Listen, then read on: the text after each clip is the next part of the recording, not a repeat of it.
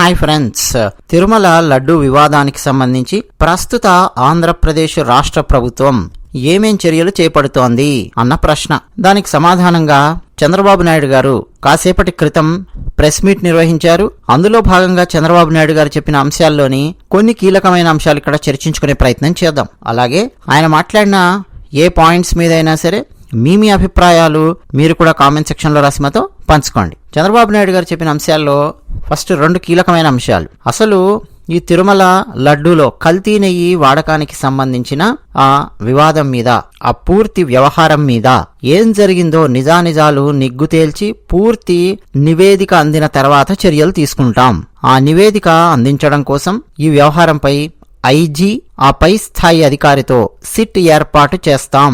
SIT ఇచ్చిన నివేదిక ఆధారంగా చర్యలు తీసుకుంటాం. ఇది చంద్రబాబు నాయుడు గారు చెప్పిన ఫస్ట్ పాయింట్, కీలకమైన పాయింట్. సో ఒక సిట్ అనేది ఏర్పాటు చేస్తారండి. అందులో ఐజీగా ఎవరుంటారు, ఆ పై స్థాయి అధికారి ఎవరుంటారు, ఆ సిట్లో ఎవరెవరు ఉంటారు అన్నది ఒకసారి ప్రకటించిన తర్వాత సిట్ ఎలా పనిచేస్తుంది, వాళ్ళ యొక్క వేగం ఎంత, 1 మంతా 2 మంత్సా 3 మంత్సా 6 మంత్సా, ఎంత టైం తీసుకుంటారు, ఎప్పుడు నివేదిక అందుతుంది ఏంటి అన్నది మనం అబ్జర్వ్ చేయాల్సినటువంటి అవసరం ఉంది. ఎందుకంటే ఎవరెవరు తప్పు చేశారో వాళ్ళందరికీ శిక్ష పడాలి అని చెప్పి మనందరం కోరుకుంటున్నాం. కాబట్టి డెఫినెట్ గా ఎవరెవరి పేర్లు బయటకు వస్తాయి, ఎవరెవరికి శిక్ష పడుతుంది అన్నది అందరికీ కూడా చాలా ఆసక్తికరంగా ఉంది.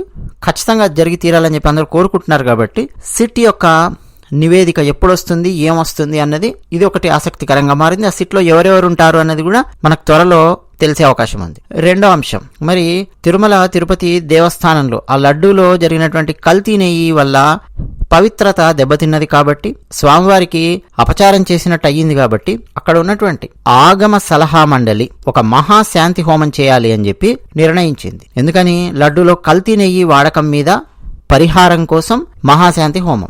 ఆగమ సలహా మండలి నిర్ణయం మేరకు సోమవారం అంటే రేపు ఉదయం 6 గంటల నుంచి 10 గంటల వరకు శాంతి హోమము, పంచగ్రవ్య ప్రోక్షణ ఈ 2 కూడా చేస్తూ ఉన్నారు. సో ఇదే అండి, అంటే ఒక రకంగా పరిహారం కోసం మహాశాంతి హోమం ఇమ్మీడియట్ గా చేస్తూ ఉన్నారు. ఈ 2 అంశాలు చంద్రబాబు నాయుడు గారు తన ప్రెస్ మీట్ లో చెప్పారు. ఇక మరికొన్ని అంశాలు చంద్రబాబు నాయుడు గారు మాట్లాడుతూ పాత ముఖ్యమంత్రి, మాజీ ముఖ్యమంత్రి జగన్ హయాంలో చాలా ఘోరాలు తిరుమలకు సంబంధించి జరిగాయి అని చెప్పి చాలా విషయాలు చంద్రబాబు నాయుడు గారు మాట్లాడుతూ చాలా ఆరోపణలు అవన్నీ కూడా చాలా చేశారు, విమర్శలు చేశారు. అందులో కొన్ని కీలకమైనవి మనం తెలుసుకునే ప్రయత్నం చేస్తే, ఫస్ట్ చంద్రబాబు నాయుడు గారు ఏం చెప్పారంటే, తిరుమల శ్రీ వెంకటేశ్వర స్వామి వారు నన్ను కాపాడారు. 2004లో క్లెమోర్ మైన్స్ దాడి నా మీద జరిగింది, అప్పుడు నన్ను కాపాడారు. ఇది నాకు వెంకటేశ్వర స్వామి వారు ఇచ్చినటువంటి జీవితంలాగా మారింది. సో నాకు వ్యక్తిగతంగా తిరుమల శ్రీ వెంకటేశ్వర స్వామి వారంటే సాధారణంగా చిన్నప్పటి నుంచి ఎంతో నమ్మకం ఉండేది. కానీ ఆ తర్వాత నా మీద దాడి జరిగి నన్ను స్వామివారు కాపాడిన తర్వాత నేను ఏ పని చేసినా సరే వెంకటేశ్వర స్వామి వారి పేరు తలుచుకొని ఆ పని చేస్తూ ఉన్నాను. ప్రపంచవ్యాప్తంగా తిరుమలకు చాలా విశిష్టత ఉంది. అయితే ఇప్పటి వరకు పాలకులెవరు తిరుమల పవిత్రతను దెబ్బతీసే సాహసం చేయలేదు. వైఎస్ రాజశేఖర్ రెడ్డి 7 కొండలను, అక్కడ 7 కొండలు లేవు, 5 కొండలే ఉన్నాయి, 2 కొండలే ఉన్నాయి, ఇట్లా మాట్లాడితే నేను చాలా పోరాటం చేశాను. అప్పట్లో ఎంతో పవిత్రమైన శ్రీవారి ప్రసాదంలో జంతువుల కొవ్వు ఉపయోగించారు. లడ్డూ ప్రసాదాన్ని అపవిత్రం చేసి ప్రజల మనోభావాలను దెబ్బతీశారు. వైఎస్ఆర్సీపీ ప్రభుత్వం శ్రీవారిని కూడా వదల్లేదు. ఎందరికో స్ఫూర్తిదాయకమైన ఈ తిరుమల పవిత్ర క్షేత్రంలో గత 5 ఏళ్లుగా అపవిత్రమైన కార్యక్రమాలు జరిగాయి. స్వామి మహత్యం ఉంది కాబట్టే ఎంతో మంది లడ్డూని ఇప్పటి వరకు కాపీ చేయాలనుకున్నా కాపీ చేయలేకపోయారు. అంత విశిష్టత ఉన్నటువంటి లడ్డూని అందులో రకరకాల పదార్థాలని ఉపయోగించి రివర్స్ టెండరింగ్ ద్వారా దాని నాణ్యత దెబ్బతీశారు. నాసి రకం వాళ్లందరికీ గేట్లు తెరిచినట్టుగా రివర్స్ టెండరింగ్ నిబంధనలు మార్చేశారు. ఫలితంగా ప్రధాన సంస్థలు ఏవి కూడా టెండర్లో పాల్గొనలేకపోయాయి. కిలో ఆవు నెయ్యి 320 రూపాయలకు వస్తుందా? ఇష్టానుసారంగా వీఐపీ టికెట్లు అమ్ముకోవడం, కొండపై రకరకాల వ్యాపారాలు చేయడం, అన్యమతస్థులను టీటీడీ చైర్మన్ గా చేయడం, తప్పు చేసిన అందరి అకౌంట్లు ఎప్పటికప్పుడు శ్రీ వెంకటేశ్వర స్వామి వారు సెటిల్ చేస్తారు.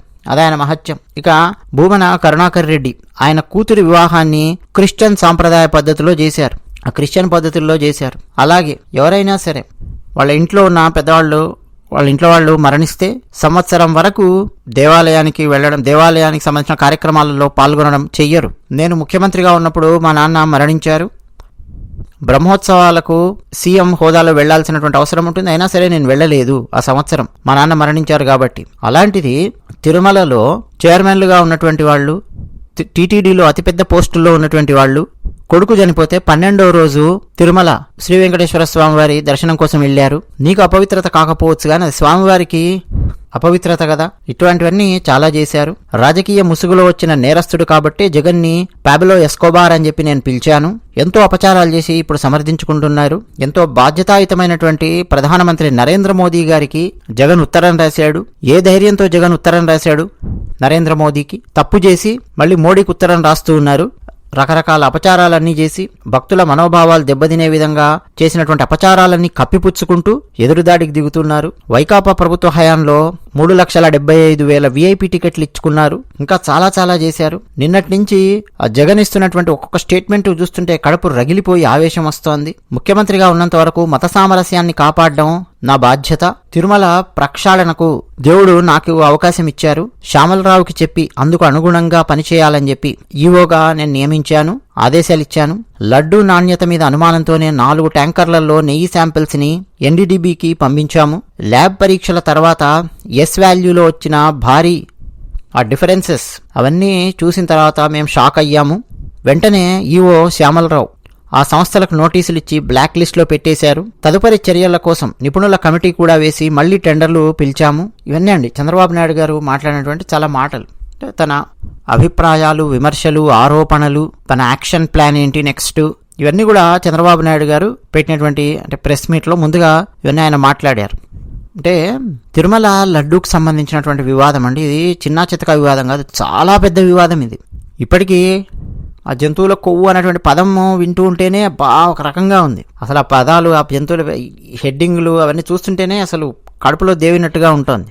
ఇమ్మీడియట్గా అండి ఆ సిట్ ఏర్పాటు చేస్తున్నామని చెప్పారు కాబట్టి ఆ సిట్లో ఎవరెవరు ఉంటారు, ఏం చేస్తున్నారు అనేది మనకు తెలియజేయాల్సినటువంటి అవసరం ఉంటుంది ప్రజలకు.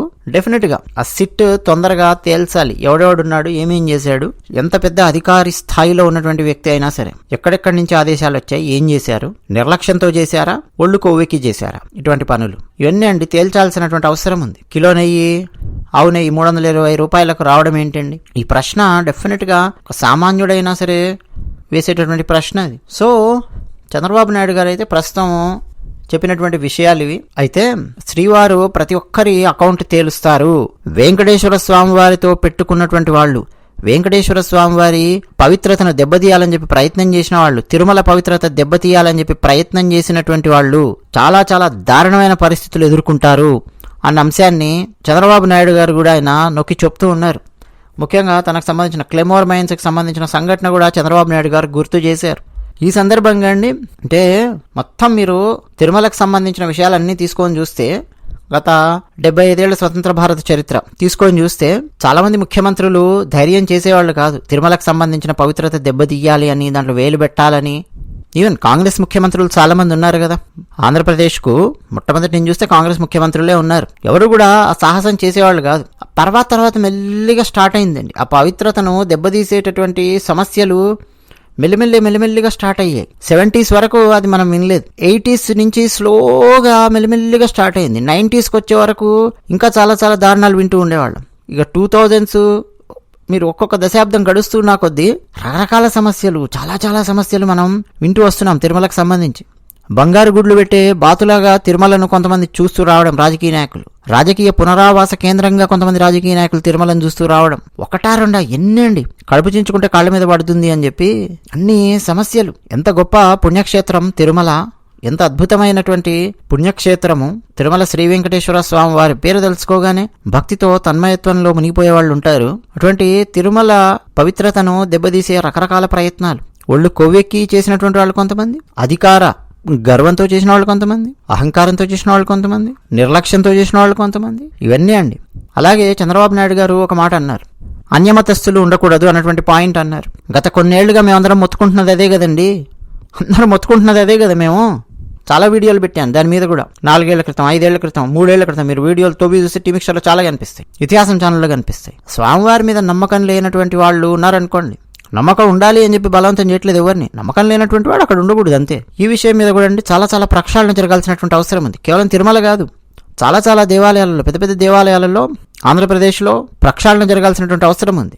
స్వామివారిని రాయి అని చెప్పి కూస్తారు, మళ్ళీ వెళ్ళి స్వామివారి దగ్గరే ఉద్యోగం చేస్తూ బతుకు ఈడ్చే వాళ్ళు ఉన్నారు. స్వామివారి డబ్బు కావాలి, కానీ స్వామివారిని రాయి అని చెప్పి మాట్లాడినటువంటి వాళ్ళు, గౌరవం లేకుండా మాట్లాడినటువంటి వాళ్ళు ఎందరండి. చర్చిలలో వెళ్ళి కేకులు కట్ చేస్తూ, మేకులు కట్ చేస్తూ ఈ చాలా చాలా చేస్తున్నటువంటి వీడియోలు చాలా వచ్చాయి. నువ్వు ఎవరన్నాగా నీకు స్వామివారి మీద నమ్మకం లేదు అని అనుకున్నప్పుడు అక్కడ పనిచేయాల్సిన అవసరం లేదు. అసలు ఫస్ట్ ఆఫ్ ఆల్ అన్యమతస్థులు తిరుమలలో కానీ, విజయవాడలో కానీ, సింహాచలంలో కానీ, శ్రీశైలంలో కానీ, మన పెద్ద పెద్ద దేవాలయాలు, మంగళగిరి కానీ ఎక్కడా అండి అసలు పనిచేయాల్సినటువంటి అవసరం లేదు. అది అర్చకుడి నుంచి మొదలుపెట్టి లడ్డు తయారీ కావచ్చు, ప్రసాదాలు తయారీ కావచ్చు, కౌంటర్లో కూర్చునే వ్యక్తి కావచ్చు, చెప్పుల దగ్గర ఉండే వ్యక్తి కావచ్చు, ఆలయాన్ని శుభ్రం చేసే వ్యక్తి కావచ్చు, ఆలయ పాత్రలన్నింటినీ కడిగేటటువంటి వ్యక్తులు కావచ్చు, ఎవరైనా కావచ్చు అండి. ఆలయాలకు సంబంధించి పూర్తిగా అక్కడ ఉన్నటువంటి ఆ వ్యవస్థ మీద నమ్మకం ఉన్నటువంటి వాళ్లే ఉండేలాగా టాప్ టు బాటం మొత్తం ఆ హైరార్కీలు ఎవరెవరు ఉన్నారో మేనేజ్మెంట్ నుంచి అందరూ ఆ ధర్మాన్ని నమ్మినటువంటి వాళ్ళు,